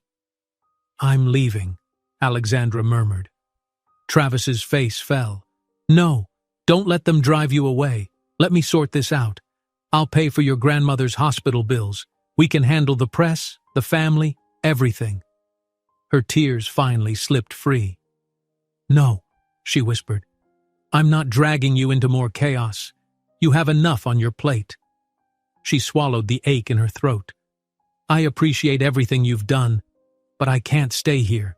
I can't force you to shoulder my problems, especially when they're about to explode like this." He reached out, but she pulled back. The uncle, who had just arrived in the corridor, snorted in derision. The aunt folded her arms, looking too satisfied. Alexandra shot one last glance at the children, who watched her with heartbreak in their eyes. "I'm so sorry," she managed to whisper. Then, with shaky steps, she fled the mansion, footsteps echoing behind her like a farewell she'd never planned to say. She barely remembered packing a small suitcase, numbness guiding her hands as she grabbed clothes and personal documents. In a daze, she ordered a taxi that took her away from the towering gates. The ride felt both horribly long and painfully brief. She pressed a hand to her abdomen, a silent promise that she'd find a way to manage somehow. Yet tears spilled over, and she didn't bother to hide them from the sympathetic driver, who glanced in the rear-view mirror but said nothing. The taxi deposited her at a modest motel in a nearby town. The neon sign buzzed overhead, throwing harsh pink light across the damp parking lot. Inside, the room smelled of stale air and cleaning products. She set her single bag down and sank onto the bed, the lonely hush crashing around her. Here, nobody knew her name or her troubles. The quiet might have been a relief if not for the pang in her heart. A part of her prayed that Travis would call or text, that he might rush in to say it was all a misunderstanding, that he'd found a miraculous way to quell his family's fury and keep her grandmother in treatment. But her phone remained stubbornly silent, no messages flashing across the screen. Exhausted, she dozed off for a while, only to be startled awake by the insistent buzz of her ringtone. She fumbled for her phone, heart leaping at the possibility that Travis might be on the line, offering some miraculous plan. Instead, she heard the familiar voice of a hospital staff member, urgent and grim. "Ms. Alexandra, I'm calling about your grandmother's condition," the person said. "It's worsened. We need immediate financial help. She's in critical need of further treatment, or I'm afraid things look very dire." The phone threatened to slip from her trembling hand. She pressed it to her ear, voice stuck in her throat. They'd warned her this might happen, but hearing it confirmed felt like a blow. Her grandmother lay in a hospital bed, alone, in increasing danger, and Alexandra had no immediate resources to save her. Alone in a small motel room, Alexandra receives a call from the hospital. Her grandmother's condition has worsened. She's in dire need of financial help, immediately. Alexandra's hands trembled around the phone as the nurse finished explaining her grandmother's critical state. Each word felt like another rock pressing onto her chest. She thanked the nurse in a broken whisper and hung up, the stale air of her motel room closing in as though it meant to suffocate her. She glanced around, taking in the faded wallpaper and flickering overhead light.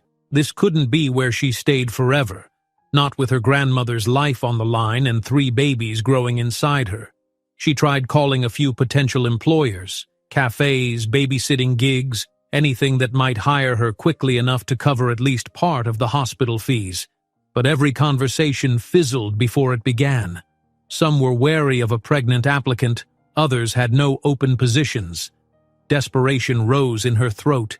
She had no immediate plan, no savings, and no one she trusted enough to ask for money.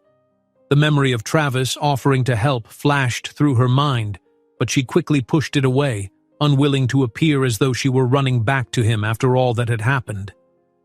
Late that night, she found herself pacing the scuffed carpet, teeth chattering as the motel's thin walls let in the chill of autumn air. Her thoughts returned to the moment she'd fled the mansion, the children's stunned faces, Travis's outstretched hand. She missed them more than she could admit. Yet each time she pictured Travis, shame flooded back. She'd walked away to spare him more scandal, but now her grandmother was paying the price. Meanwhile, at the mansion, Travis discovered early the next morning that Alexandra had truly vanished. Mrs. Rhodes explained in hushed tones how Alexandra had rushed out, suitcase in hand. The children hovered in the hallway, confused and distraught. The older nephew demanded answers, tears brimming in his eyes as he asked where Alexandra had gone. Travis clenched his fists in frustration, anger roiling under his calm exterior. He knew exactly why she'd left. The vicious words of his aunt, the specter of a possible scandal. Worst of all, he felt he'd let Alexandra go without truly fighting for her. Word reached him that his aunt was gloating around the estate, telling staff that she'd exposed Alexandra's motives. Travis cornered her in the main drawing room, ignoring the shocked looks of distant cousins who happened to be visiting. "This has gone on long enough," he said, voice dangerously quiet. "Your constant interference has already driven away someone who matters to me and the children." The aunt lifted her chin. "Oh, so you admit she had you wrapped around her finger. Better she's gone before the family's name is dragged any further into disrepute." Travis's nostrils flared. "You don't speak for this family, and if you think I'm letting you meddle with my sister's children or my life any longer, you're sorely mistaken." Then he turned on his heel and marched off to his study, calling his lawyer. Within minutes, he set in motion a plan to protect his guardianship of his nephews, no matter what rumors the aunt tried to spread. He'd spent so long appeasing the family for the children's sake, but Alexandra's departure woke him to the fact that cowering to their demands wasn't really helping anyone. Later that day, after issuing firm instructions to the staff and ensuring the children were looked after, Travis drove to his corporate offices in the city. He called a press conference intending to squelch the swirling rumors once and for all. Cameras flashed as he stepped up to a row of microphones. Several reporters looked puzzled. Why would a normally reclusive businessman suddenly address them? "I have a statement regarding recent speculation about my personal life," he began, breath tight in his chest. "My family has endured a great loss and legal battles over my nephew's inheritance. Certain parties have tried to stir further scandal, targeting someone very dear to my family's well-being, our children's caretaker, Alexandra. Let me be clear. Any rumors regarding her motives are false. She has shown nothing but devotion and kindness." He continued, voice steady, acknowledging family disputes but refusing to feed the gossip about Alexandra's pregnancy. Instead, he focused on explaining that he would maintain guardianship of the children and that no outside pressures would force him to step down. The cameras captured his every word, and Travis prayed that somewhere, somehow, Alexandra might learn he was fighting for her, even if he couldn't reveal everything publicly. Meanwhile, at the motel, Alexandra found a TV news channel running footage of Travis's press conference. She sank onto the edge of the bed, her heartbeat rattling in her chest as the camera zoomed in on his serious, resolute face. She watched him defend her character without naming her, watched him clarify that he would stand firm against his relatives' manipulations. A swell of emotion rose in her throat. Was he really doing all this for the children? Or did it also mean he hadn't abandoned her? Her phone buzzed, startling her from her thoughts. She scrambled for it, hoping it was the hospital with better news, but the screen showed a private number. She hesitated, then answered. There was a pause, then a halting, familiar voice. "Travis." "Alexandra," he said, sounding distant and worn. I'm sorry. I know I have no right to ask you where you are. But please, can we talk?" For a long moment she couldn't form words. She recalled how she'd insisted on leaving to protect him, but hearing the strain in his voice twisted her heart. "I don't think that's a good idea," she finally managed, voice wavering. "I appreciate what you said at the press conference, but I can't burden you more, Travis." His breath crackled on the line. "I'm not giving up. I want to help you, no matter what. Please just promise me you'll stay safe." Tears pricked her eyes. She wanted to ask how the children were, to assure him she missed them, but the lump in her throat wouldn't budge. "Take care of them," she whispered, then hung up, instantly regretting it. But fear overshadowed regret. She was still pregnant, still broke, still uncertain if letting Travis in was the right choice. Hours later, as evening settled, she fought a losing battle to stay hopeful. A gentle knock on her motel door startled her. She opened it to find a courier standing there with a sealed envelope. "Are you Alexandra?" he asked, scanning a slip of paper for confirmation. "Special delivery." Puzzled, she signed for the envelope, heart thudding as she closed the door behind her. The envelope bore no sender name, just her own. Inside, she discovered documents from a medical fund. Skimming the pages, her breath caught. It appeared to be registration for a comprehensive treatment plan at her grandmother's hospital, fully covered, courtesy of a newly established trust. Stamped at the bottom was Travis's formal signature. She almost sank to the floor with relief and heartbreak. He was paying for her grandmother's care, even though she'd refused him. Sobs swelled in her chest, equal parts gratitude and guilt. How had he managed to set this up so quickly, especially with all his own battles raging? In that moment, she understood he wasn't letting her go so easily.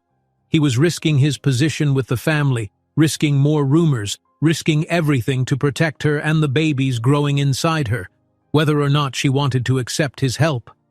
Tears stained the papers as she read the final line of the trust agreement, an explicit guarantee that her grandmother's treatment would continue uninterrupted.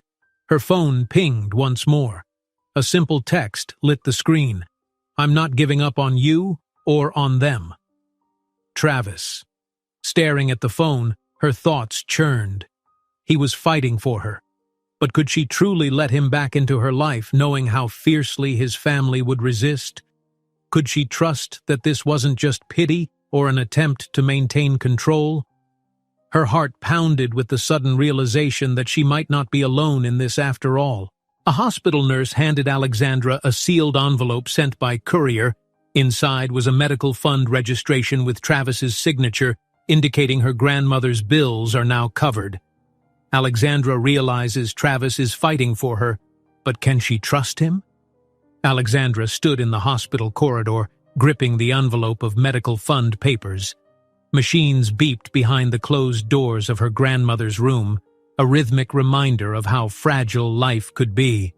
Thanks to Travis's intervention, her grandmother was receiving the care she so desperately needed, but Alexandra's heart still thudded with uncertainty.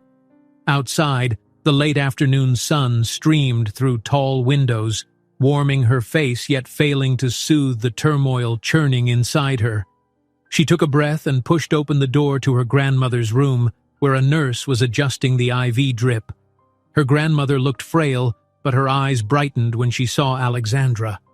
Drawing near, Alexandra took the older woman's hand, relief flooding in that at least now the hospital wouldn't turn them away. She stayed a long while, stroking her grandmother's fingers and murmuring reassurances.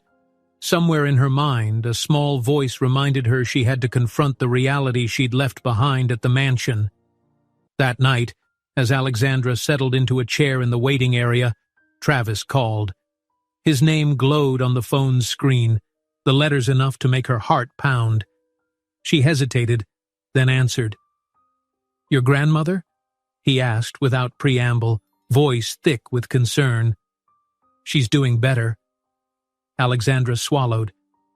"They're continuing treatment thanks to you. I don't know how to repay—" "You don't need to," Travis interrupted, a quiet intensity in his tone. "Just tell me where you are. Let me come see you. We can sort through all of this together." Alexandra twisted the fabric of her jacket. Even after everything, the family drama, the accusations, her abrupt departure, he was still there, offering steady support. "I'm at the hospital," she finally said.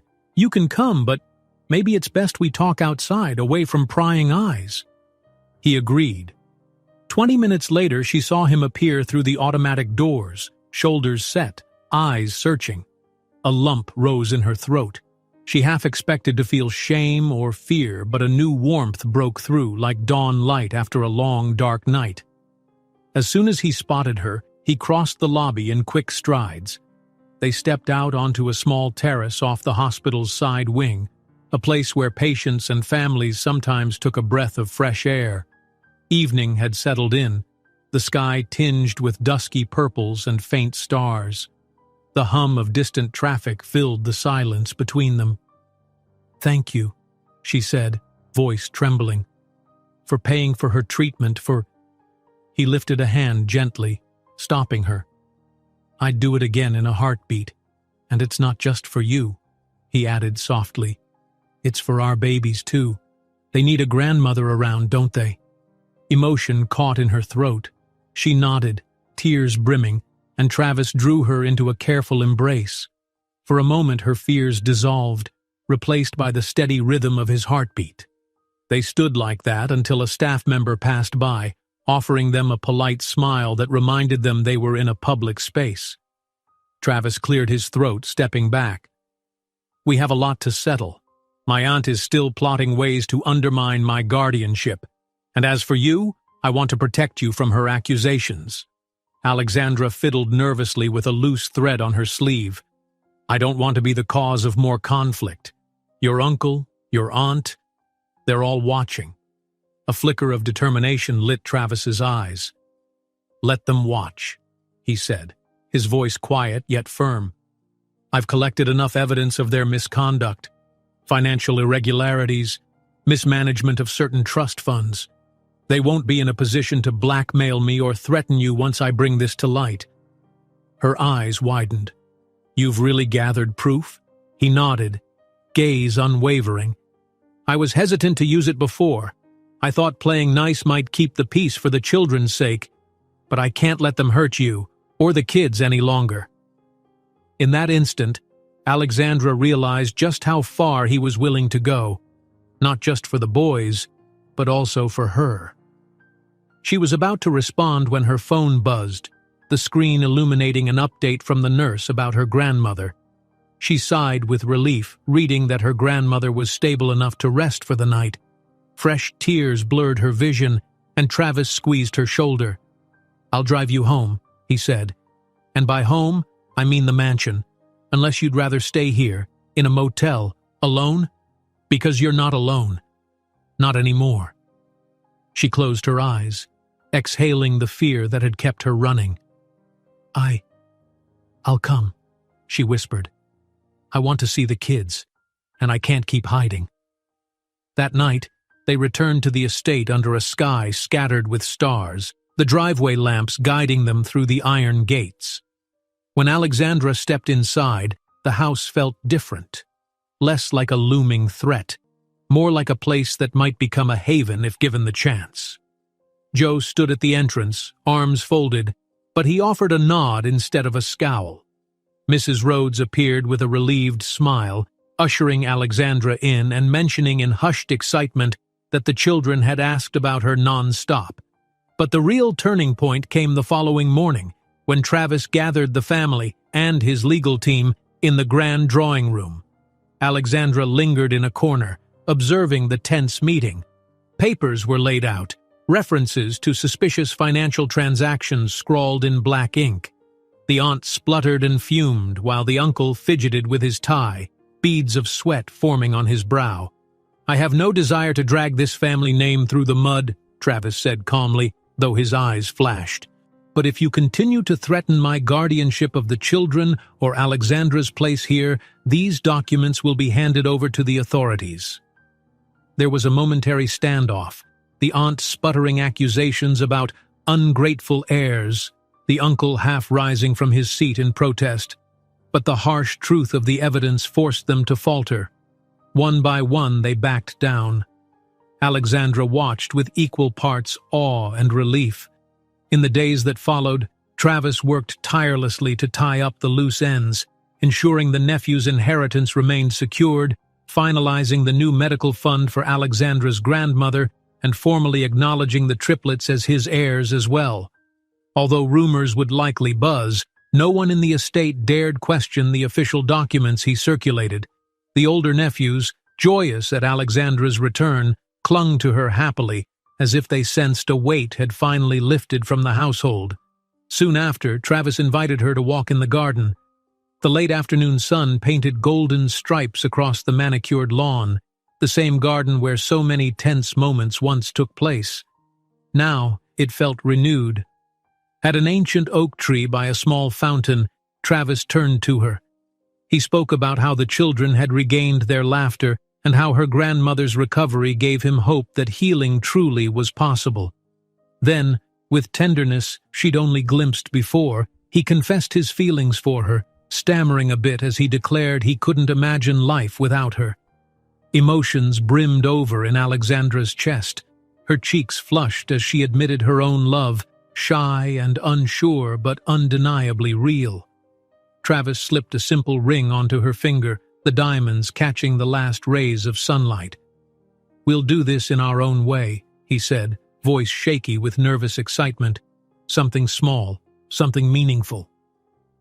They decided on a modest ceremony in the mansion's side garden, a place that overlooked the children's favorite play area and the old oak tree. On the day of the celebration, an archway of fresh flowers stood amid rows of neatly arranged chairs. Family and staff who supported them gathered, forming a small but warm crowd. Even Joe allowed a faint smile in the background. The two nephews dressed in matching suits, proudly carrying small bouquets of flowers. Alexandra's grandmother, steadied by a wheelchair but smiling radiantly, occupied the front row, tears glistening in her eyes. Alexandra walked down a short aisle, heart pounding at the sight of Travis waiting beneath the flower arch. The old tensions in the house seemed to dissolve in the sunshine, leaving only a sense of renewal. The staff dabbed at tears and the children giggled with excitement, basking in the day's happiness. As they exchanged vows, Alexandra felt the triplets flutter inside her, as though confirming this was the home they too had been waiting for. When the officiant pronounced them joined, Gentle applause rippled through the garden. Travis pulled her close, pressing a loving kiss to her temple. The nephews cheered, bounding over to cling to their legs in one big family embrace. Mrs. Rhodes smiled through tears, and even the stoic Joe clapped respectfully from the sidelines. Later, everyone gathered at a simple reception under the oak tree, a soft breeze rustling the leaves overhead. Laughter mingled with the scent of roses, and relief flowed through the air like a gentle current. Alexandra looked around, her grandmother chatting with Travis's grandfather, the children dashing about with ribbons, the staff exchanging joyful looks. She squeezed Travis's hand in grateful wonder. He leaned in, his breath warm against her ear. "Sometimes," he murmured, "it takes a lifetime of storms to find the right shore." At those words, Alexandra's heart soared with the certainty that they had, at last, arrived where they belonged. If you enjoyed this story, don't miss the next one. Just click on the screen.